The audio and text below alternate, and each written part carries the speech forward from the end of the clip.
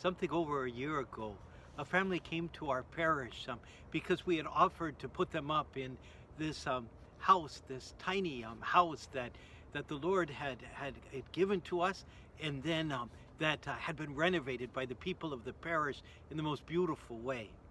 And they had come up from Venezuela, originally from Haiti, and there on this journey, they had lost absolutely everything and came to our country with absolutely nothing, with extreme poverty.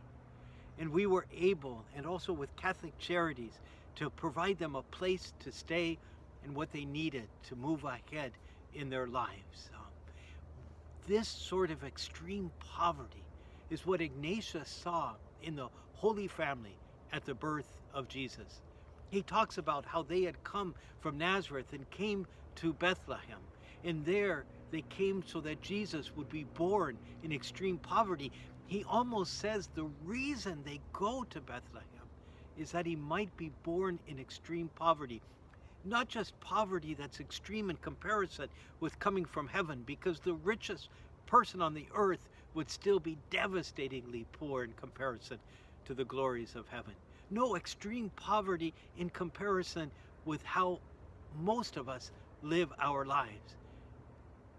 And Ignatius saw in that extreme poverty the very beginning of a life for Jesus that would be marked, as he said, with these elements: many labors, hunger, thirst, heat, cold, insults, and outrages, and finally death on the cross.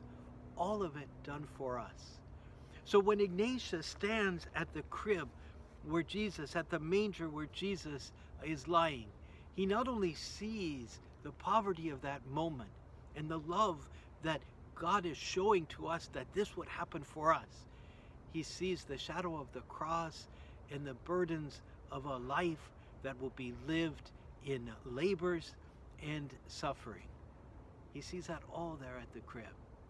For us too, who often know what it is to suffer in this world, may we see in this Christ child someone who has come to open our eyes to the fact that God loves us very, very deeply. So much that God takes upon our lives and takes upon himself a life that's not only marked by poverty in comparison with God, what God might have in eternity, but marked by poverty and labor and suffering, even in comparison to the lives that we lead here.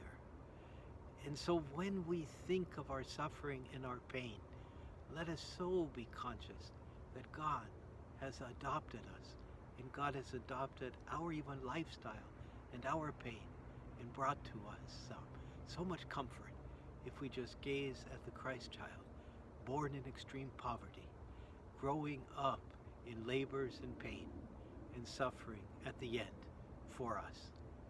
Christmas teaches us that God is with us in each moment of our lives, perhaps never more so than when we suffer.